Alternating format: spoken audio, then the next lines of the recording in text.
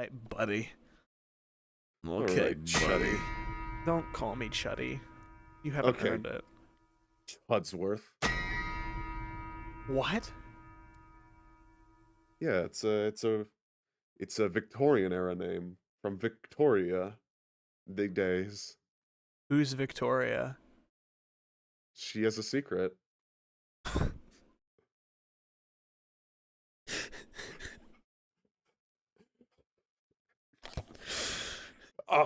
Our match for a so tasty.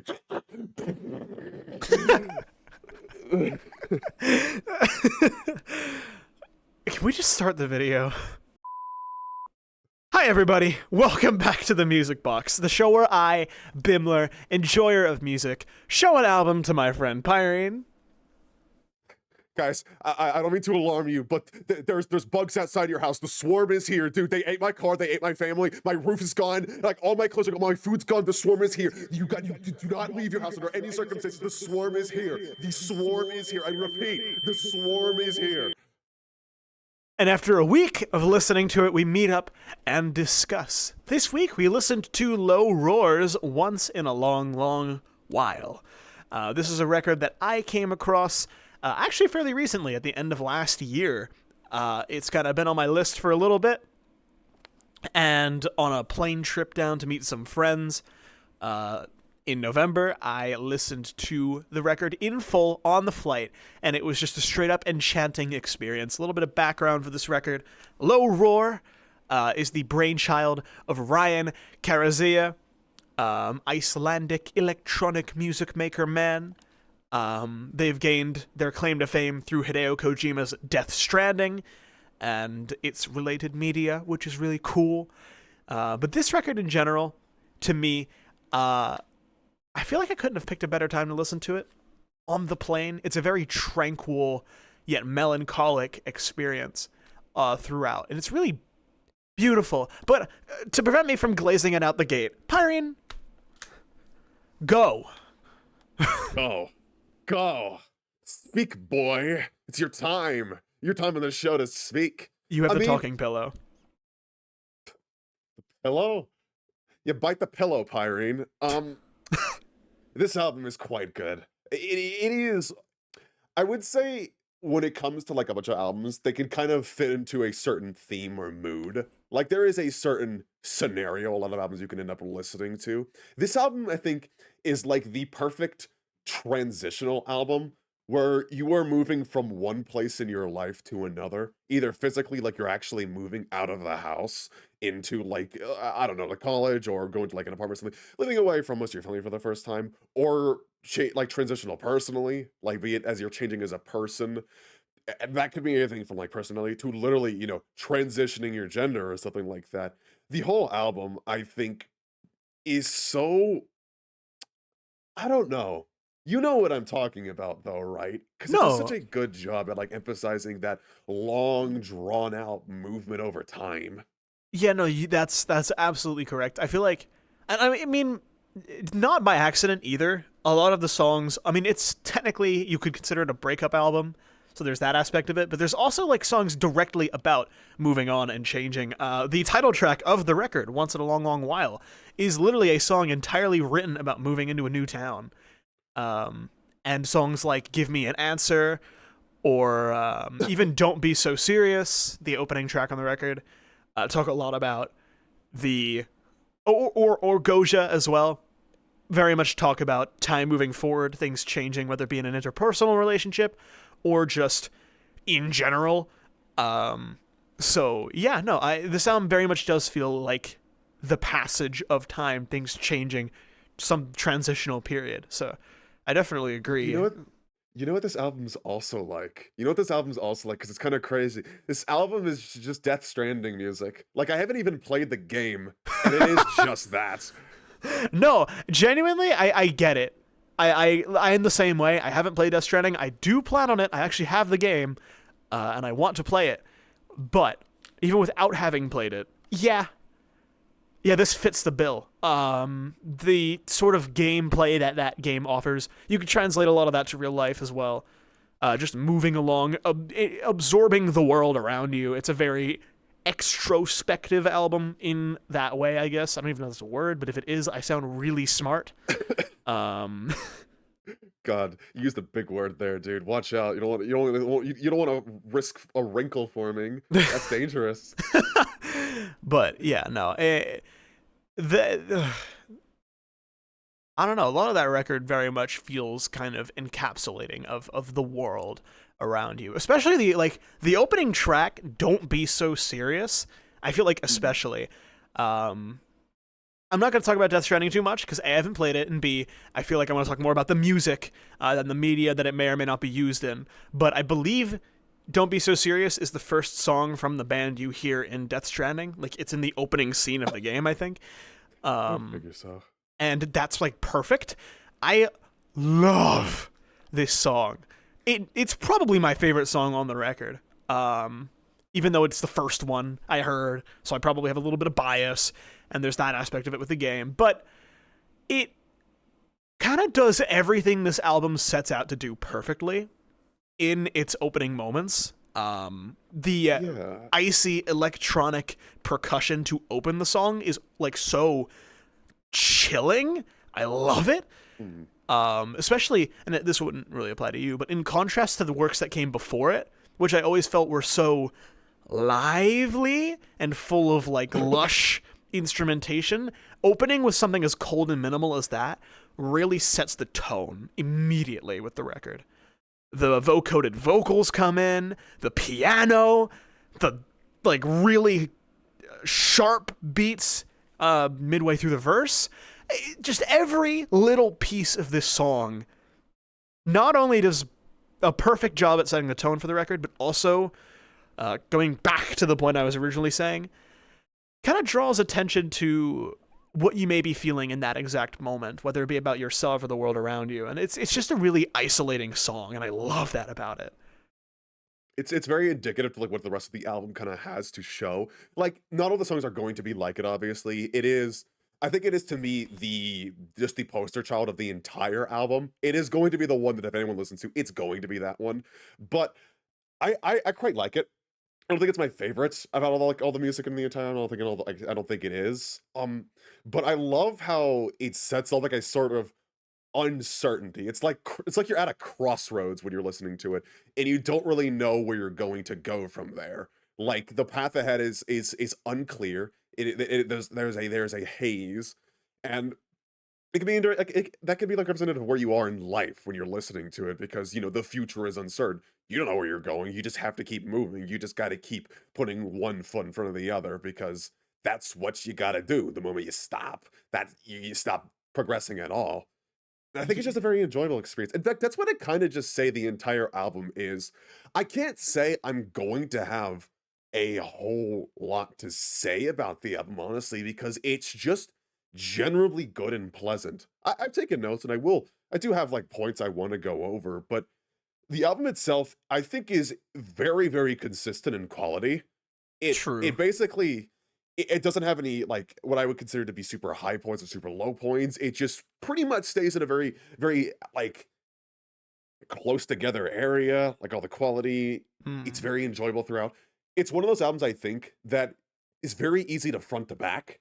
You just put it on, it's exactly what you want in like the car or whatever, and you just go through the entire thing, and it's perfect. It is like an album that I think really works well when you just sit through the whole thing. Yeah. I would say for the most part I agree. However, I do think the only point I really disagree on with you is the it doesn't really have any highs that are like extremely high, because I think it has several. I think there isn't a single bad song on the record, although there is one in particular that I'm a little bit more iffy on, even though I still think it's good. That track being Miserably, which we may talk about. But in terms of the highs, I think, like I said, Don't Be So Serious is one of them. I think that's one of my favorite songs ever. But also, when I first listened to the record, it made me cry. Twice. in one listen, it made me cry twice. The first song being track 3, St. Ericsplan, which I always go on record saying is a song that is literally engineered to make you cry. And that's not a cope. Like, literally, I feel like it starts off really slow, really bare bones, kind of like Don't Be So Serious, but it's not as isolating. It's an acoustic guitar, sweet vocals instead of like vocoded ones. And it delivers some of the most heart-wrenching lyrics and metaphor on the whole record before building this amazing instrumental crescendo at the end of the song using flutes, horns, guitar. Everything just kind of comes out of the woodwork and swells up like it's trying to push the tears out of your eyes. And I think it's phenomenal. You start cheating when you bring in the flutes, to be fair. Like when you bring in the flutes, that's you're entering real life cheat codes. It's not fair. You can't do that to me. It's weird too, because like that part, I feel like it's like you're drifting down a river. Yes. Very, very slowly, a very, very calm one. That's the kind of vibes it gives. It's never going to be too much, never really overwhelms you. It just slowly layers it on top and more and more and more. And all of it comes together. The composition as like they just slowly try and just pull out that singular string connected to your heart that all of us have. Just the one. And to be fair, never got me to cry. I don't think a single song on this record got to the point where it was going to do that. But I could definitely agree with that. It is very, very emotional. And it's very, very, very good at hitting you right in the feels. Yeah. The other moment that it did that for me, I kind of want to attribute it to a 2-track run, although it was technically the latter one that made me cry. The former built me up for it, and that's the song run of Waiting 10 Years and Without You. The former being just absolutely gorgeous, kind of another poster child on the record. I mean, it was the lead single, that makes sense. Kind of similar appeal to Don't Be So Serious, but I think it's much prettier and less kind of cold. A lot of amazing lyrics, for example, each day brings a storm I'm simply not prepared to face. That one hit like a truck when I heard it. The kind of another one, it actually rhymes, but it's a different verse.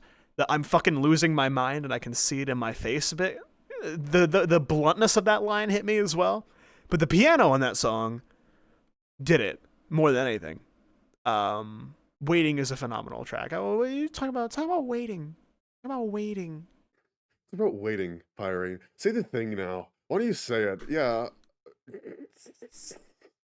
Honestly, waiting 10 years, I had to rank like a lot of these songs at the end to determine which one might be my favorite. Waiting 10 years made it up into the top 5 for me, and honestly might be...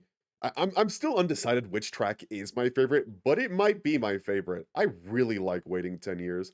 Almost exactly for the reason you said. I feel like it is just Don't Be So Serious, but with a better attitude.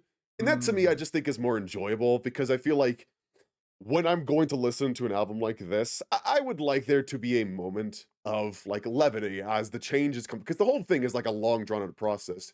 The almost entire album, I think, could be like an entire track. It makes me interested if Low Roar's ever done like an hour-long song before. No. And okay, well, I guess they haven't. But it's like Waiting 10 Years, I think, is just a very, very nice breather moment for me. I like Without You too, but it kind of also gets me into one of the first complaints I have about the album. Without You does not do this. In fact, Without You is one of the only exceptions to this, I want to say. But one thing I was not impressed by this album when I actually began to look at it was its lyrics. Oh, really? I think Without You and Gausia are probably two of the best, and everything else is just kind of like, it's all right. It's no, kind of underwhelming. Really? Okay, Yeah. I will say I think of this for 2 tracks. I agree with you. Only 2, Bones and Miserably. I think the lyrics on both of those tracks are pretty weak. Especially the latter half of Bones. I think the start of Bones is actually pretty good. But the entirety of Miserably, I think that's my biggest complaint with the record, is the lyrics on that song. Because they're just kind of nothing.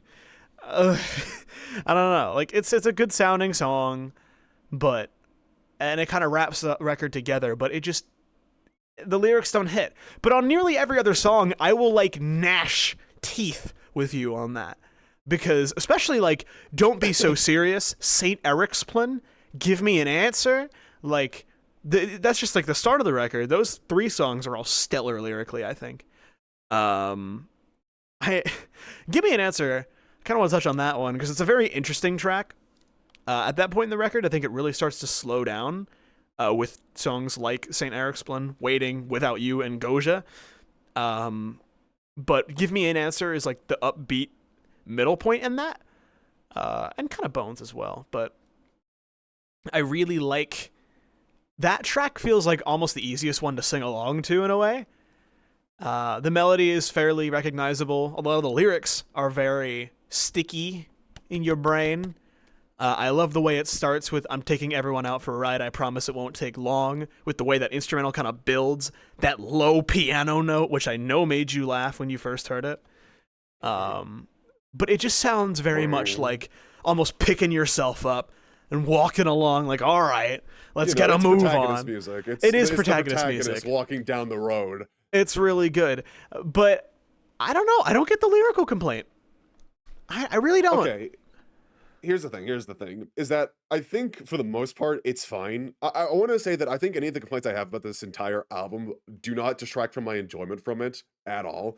Because most of the enjoyment I pulled from this album was from the vibes anyway. It was kind of similar to Kid A in that way. But when it was more upon like closer inspection, I kind of found them to be a bit lackluster. Without You and Gossi had more to chew on, in my opinion. And when it comes to songs like Don't Be So Serious, the lyrics are kind of more complementary to the actual vibes that they're supporting. Don't Be So Serious doesn't really have a whole lot to that, and I didn't really complain there. But for something like Bones, where it feels like that's more of the point, it's like, it's not, it just doesn't do much for me. It feels like a bit generic. It feels like stuff I've just heard before in other music, and it kind of is just a bit disappointing to me because it's like you're doing all this stuff, but you can't really think of something more creative than that. I don't know. It's, I mean, like, let me pull up some specific lyrics. I can pull up some specific lyrics because I was thinking about this. Let me see. Let me pull up St. Eric's one. Here we go. Yeah, fucking like the first 4 lyrics. Down in the hall, I stay where I'm told, waiting to hear, controlled by the phone. that's St. Eric's. That to me, it's St. Eric's one. It's like, yeah. No, I it's love fine. that though. It paints that picture. And then the next line in the song is like, okay, now that we've established the setting, poetry, dude. Will we wither like skin or will we age like wine? I love that bit. Like, it's not doing anything crazy new, but it's so beautifully executed in the way it pours into the record. I love that. I don't know. It's not like I don't enjoy the way it's implemented in the song. Well, actually, I'll get back to that point. When it comes to something like this, and when you start raising my expectations for music like this, my standards get higher. It's like when you get past okay, here's how it works. Anything that's B or below when it comes to music, when I rate, it has a lot of leeway when it comes to things it can do. It can make mistakes. It's fine. I'll usually look past them. When you get to A, my expectations get a lot higher, and you have to start doing a lot more things right. When you get to a 95 out of 100 for me, there is like, it's exponential. This song is pretty high, and I looked into this, and it's like, I guess I just wanted more, because everything I saw in the lyrics is like, I got that already from the music. Like, I got it. Like, to me, it's not adding on anything that I haven't already received. I haven't already like absorbed from the music itself, and it just feels like a missed opportunity to me. And I found it a bit disappointing. Not to the point where it ruined anything, but I found it disappointing. I hard disagree. However, I will agree with you that I think one of the strongest songs lyrically is Without You. I kind of want to circle back to that track. Oh my god. I love the lyrics on that song. Genuinely some of the best on the whole record. Or you could argue it is the best on the whole record lyrically. The whole shadow of a man shaped just like me bit is really cool. But my favorite lines on the whole record come from this song. They start of the second verse. Will the rain I don't accept wash away my sins or simply trouble my walk home and my spirit? Wow! It's really, that hits. I love that. I feel like it's such a real acknowledgement of a lot of people who will feel like it's kind of almost a counter argument to like the suffering builds character argument. I feel like, because it's kind of saying like, I thought a lot of this because a little bit of a glimpse into my life. When I listened to this record, I was in a very low point in terms of like my actual life. Like I had job troubles, we'll put it that way. And there was that question in my mind, like, is that going to help me find something within myself that I've been looking for and that I could pursue? Or is it just going to make things difficult and like fuck me up? And the song kind of put that in a really, really brilliant light. But that whole song is just chef's kiss. I love it. You have anything to add? Oh, me? Buddy? Let me look real quick at the lyrics. I did enjoy, like, the lyrics for the most part, like I said before, Without You and Garcia. I thought they were probably the strongest together, and I enjoyed looking into them the most. I think my favorite in the entire album is the first two bars in Without You. Ooh. And in the middle of a dull-lit, whiteless street stands a shadow of a man shaped just like me. Yeah. That one was pretty good. I really liked that one. It did basically what I wanted and kind of made me think about the music as a whole. Because that's the thing. When it comes with like two lyrics, I think they need to both complement the actual music itself and potentially add depth to it. And that's what I think it did. It makes you consider what the actual composition is doing, like the droning vibe in the background. Consider like, okay, what does that consider in the context of what he's saying right now? Like, what does that kind of change? Does it mean like he doesn't feel like he's really present in his life? Does it really make it feel like he's not even engaging in a lot of things he's going through? Or what? Does it make it feel like he's an imposter, like he's not even a real person? It makes you think. It makes you try and like pull interpretation out of it instead of everything else, but it just kind of feels like it's just telling me what it is.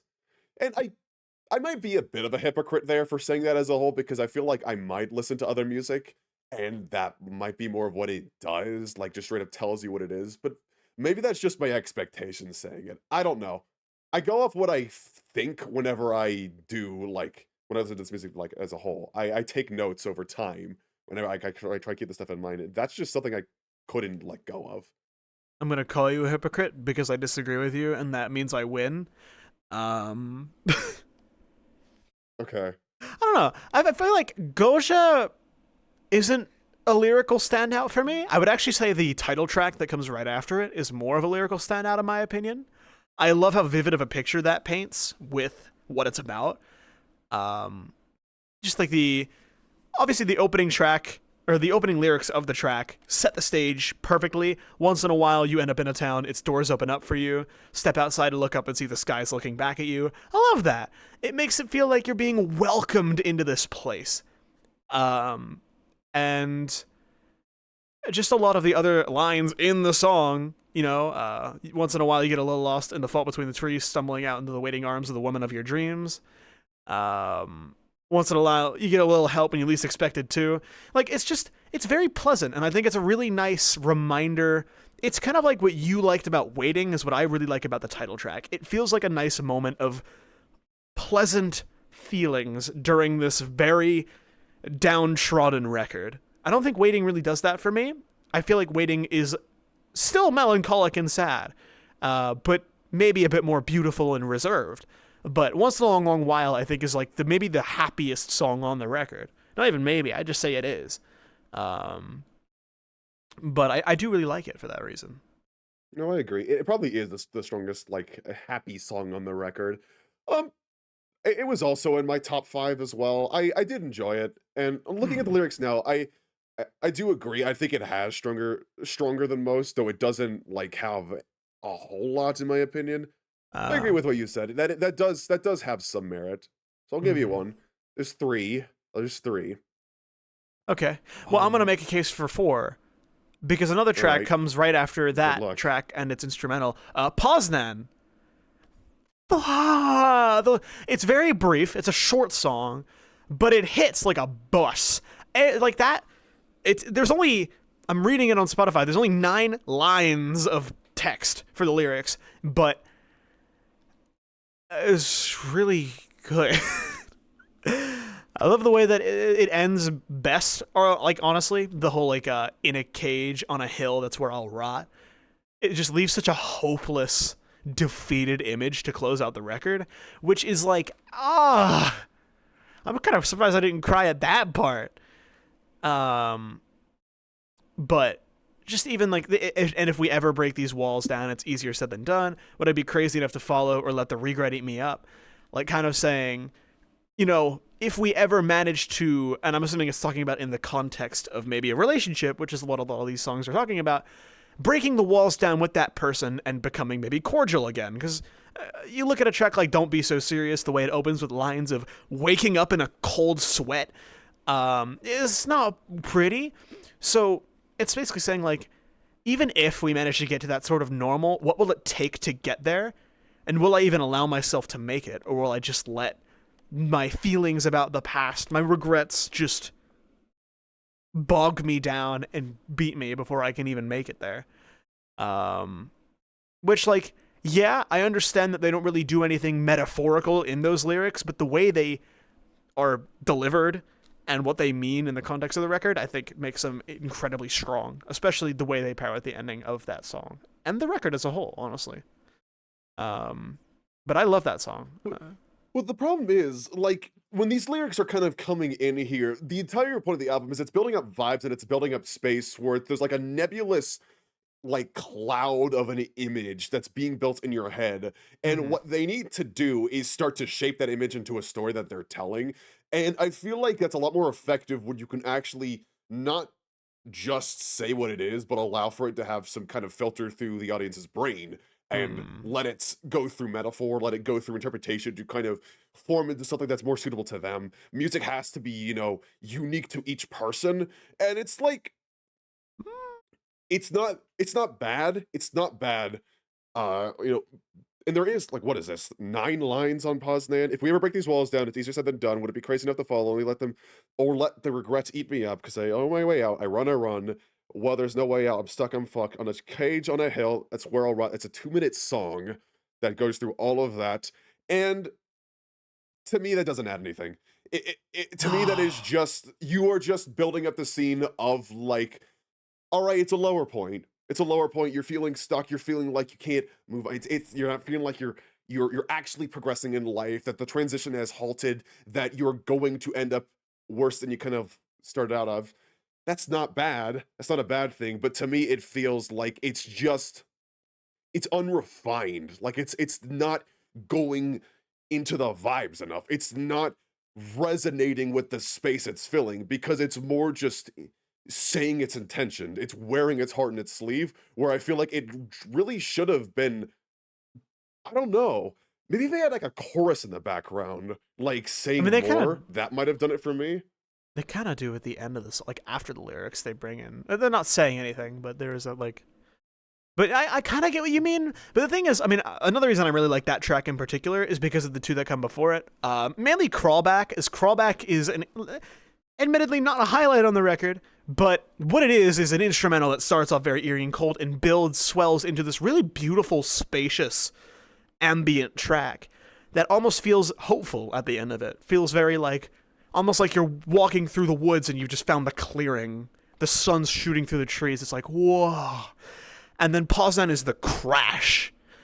And you kind of just come back down to earth and it hurts. And part of that also makes me love the track a lot more. But nah, I don't know. I really like Poznan. You don't know anything, do you? You don't really know anything, do you? You don't know anything, do you? I will say, and I don't think this is something you're going to even argue with me on, the instrumentals and on every song on this record, they're really good. I mean, they're really good. This album is immaculately put together. It is beautiful. And this is my time. I'm going to mention the closer, 13, which is literally just a piano track with some distortion along it. I love it. It is. I think it's kind of an amazing way to leave the record. Kind of honestly for one of the reasons you didn't really like the lyrics. I think it leaves a lot up to interpretation. And I like that about it. It kind of leaves it on an uncertain end, but it's one that's unarguably beautiful and satisfying. Yeah, 13 no, just, it's oof. it's the feeling of like lying down in a meadow. There's like grass flowing next to you, the wind's blowing in your hair, the trees are swaying, the clouds are up in the sky. It's the moment I think where everything in the album, the movement, the transition stops. Yeah. And you are at an endpoint. Yep. Whatever you were going through, that is over. Be it you've moved to a different place, you change it to a different person, you are now there, you are in the present. It's Yes. See, it's oddly final in a way that I really like. I was thinking about it actually as I was listening to it before. In an earlier episode, you mentioned how you didn't really like it when music ended up kind of being built to loop when it comes to albums. Like the final track is meant to loop no, I back to don't the think first it's. track. I don't think it's something I don't. I think it's cliche. I want to clarify that albums can do it very well. See the episode on OK I, Computer, but I was thinking about it like when I was listening to this. I was like, yeah, I'm really glad they didn't do that. I'm glad that this track has a lot of finality. I'm glad that it doesn't try and bring you back into Wallow at the beginning again. I was thinking like that's a really good decision. It feels just so, I don't know. Like everything can be at rest. yeah, It's basically, well, let's just be real. It's basically like Minecraft music. C418 composed this. kind of. I mean, okay, piano ambient song is C418. Yes. Apparently, that's the only person that can Yes. make that. But no, I kind of interpret it in a slightly different way, but for a lot of the same reasons and same vibes. I don't really interpret it as whatever that you're going through being over. I just kind of interpret it as like you just taking a moment to exist in the present. Just a pause. Like, you could be. It's like. I think of. And I have a very similar effect with the song Tree Fingers from Kid A. But I'm thinking of like a very specific moment in my life. There was a beach trip that happened a couple years ago, and that trip was terrible. Not because of the trip, but because of where I was at on it. And I was just dealing with a lot of stuff, and I was very stressed out, and I couldn't relax, and I was kind of in a transitory period in my life. But Tree Fingers came on, and I think I was just riding my bike along the boardwalk at the time, and it kind of made me stop and just take in what was happening around me and kind of forget about all that shit for a second and just exist in, frankly, what was a beautiful day at the beach and just kind of enjoy that. And 13 has a very similar, if not even stronger, effect along those lines to me. But that's just me. But, yeah. Why do you feel like how does it feel knowing that you are wrong and that my interpretation is correct and that mine is right, that you are the one that is actually wrong? Oh, so we're lying today. Okay. Well, here's the thing. Is that I had like when I was listening to this entire album, as probably expected, it kind of built up not an image but an idea in my head. Because I feel like, regardless of whatever the intentions of the composers are, I feel like this album to me is one that demonstrates coming of age. This is an album that, like, as a whole, I feel like metaphorically takes place between like 15, 16, maybe you're 14, all the way up until like your 20s to your 21, 22, something like that. This Yeah. album, I feel like every single track could attribute to a point in your life during that period when it kind of goes up, when it kind of goes down. That is a point in your life, I think, for a lot of people that you go through a ton of change. You basically can transform into a completely different person. Like, let's be real. Most of us are not the same person we were at like 15, and we thank Well, Christ every single day that we're yeah. not. I was like, geez, I'd hope not. Christ. And this album's kind of like not really representing the struggle, but more of like just the general emotional feeling it can be going through those moments. Maybe the realizations you can have, like, oh my god, my life actually is shit, or like I'm a shitty person in this regard, or I'm like in a really bad place at the moment. Like I need to get out of this house. I should not be talking to these people. It's kind of going up and down, and it's one that makes you look. You said at the beginning, what is it like? Like an existential view Not just like in your moment. extrospective. It makes you just look outward. Yes. Just at all of life and everything around it. Yes. And just see, like, everything that not only you've been through since you've been there, but everything you're going through still. Yes. Yes, I agree. It's a thinker. It's a thinker, Bimler. It is a thinker. It is a thinker. I don't know if I would attribute it to a certain age. Honestly, I almost feel like it's a bit more... I feel like you almost went too early with the age range. I feel like it's a bit more of a matured record than that. Just like, I mean, I get what you mean by that and just it being a period of life where you are going through a lot of changes, but I feel like it can apply even stronger much later, as I feel like it handles itself very well. It carries itself not in a way that it's resentful or bitter in any way, but in a way that's almost very, like, I keep using the word mature, but in that kind of way where it's accepting of its circumstance. It doesn't blame anybody in particular, with some exceptions, but within the context of them, I think it's pretty reasonable. I could see that. I was only spitballing around the age range. What do you think? More like 17, 18? I don't know. I interpreted it with 20s because that's where I'm in and I'm listening to it then, so... Oops. Why didn't you attribute it to your 5s? Because you are that. I'm not 5 years. I am not 5 years old. I'm not. I just thought it was really relatable when I was turning from 3 to 4. It's so messed up, dude. What'd wrong with you? Why'd you do that? Dude, it's not my fault you were born on a leap year. I wasn't born on a leap year. Wait. I was born on a leap year. It's not important. I wasn't born on a leap day. It was my it was almost your birthday, but it wasn't my birthday. I'm 20 and a half. I actually almost am. So what? So what?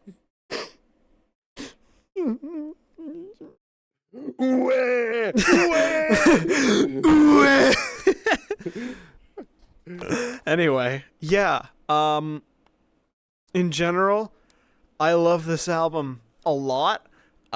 Shout out to my friend Lena for showing it to me, because it's changed my life and has become a very core album for me. It is like top 10 possibly material for me. I genuinely adore this. Before you go on, before you finish it up, before you start closing it out, I got one more thing that I want to mention. I got one more thing that I want to. You don't have to do a fucking exaggerated. Put your finger, your fist on your chin. No, I want to spit it out. Okay, who is the lead singer in this? In this Ryan. album. All right, Ryan.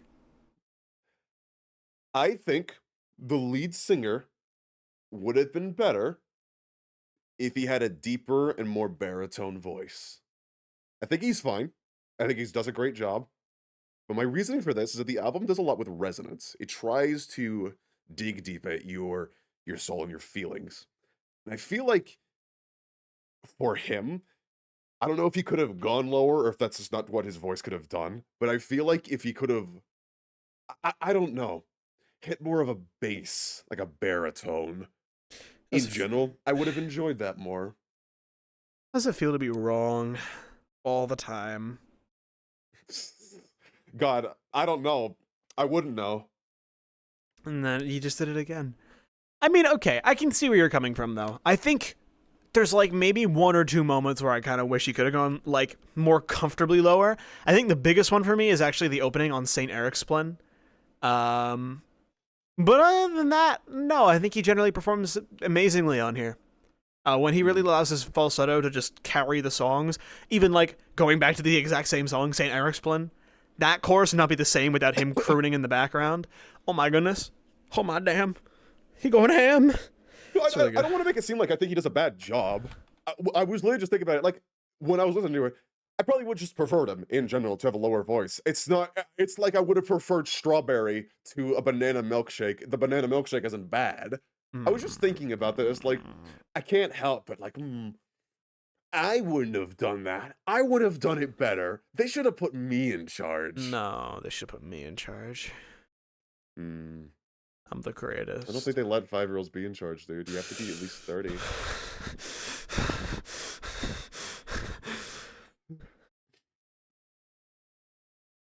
The record's really good. I'd give it Yeah. a 96. I A love 96. it. I absolutely adore it. That's- I've already glazed it I- enough. I'd give it a 96. I'd give it a 95. I think that's the reason why I've been so hard on it, because it is so high in my opinion. I can't, like, I've done a good bit of shitting on this album so far. It is amazing. It is a beautiful album. Be nicer. And that's why its complaints stick out to me more. That's why I feel like I have to point them out. But this album is beautiful. Please go listen to it. It is crème de la crème, as Be the French say. nicer. You spent this entire video being negative Nelly over here, and now You we spent get to the this entire video score glazing it. because it's an Glazing it. amazing record. Because it's All really we've there's so done much is to talk about- glaze. There is so much to glaze, but I felt like I should talk about the things that, I don't know, came up to me. Yeah, I you thought could about do it, that. like, You can do that, but not just that. Be nice. Say good things. say good things. What do you think the viewers are gonna think? things. You think you're gonna want to listen to this album? No. You think you're gonna want to listen to it because all you've done this whole video is you've been that's all that's happened. It's just been mean the whole time, and now you're like, oh, it's good, guys. Though it's good. Trust me, like it sucks, and here's all my problems with it, and I'm not gonna say anything good about it. Viewers, But hey viewers, I got a good idea. I got a brilliant idea. Make your own opinions and listen to music that you want to listen to. And don't say that. Don't say that. They're gonna click away. But yeah, that's all from us this week. If you enjoyed, let us know. Listen to this record. Like, actually, though, both of us say this. It's amazing. Especially if you're a fan of Radiohead. Speaking of which, this is next week's album. We're moving on in the Radiohead catalog to Kid A's younger brother, Amnesiac. I'm excited for that one. I'm curious what you're going to think about it. I've got a lot to say about it myself.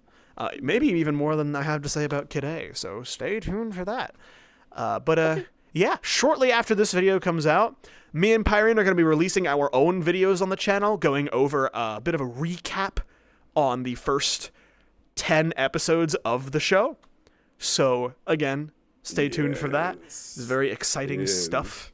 Oh, things are happening, our dear audience. Things are being crafted in the labs with many Things devices are and happening. machines, Yes. gestating and growing, and you shall, Yes. I believe, enjoy it deeply.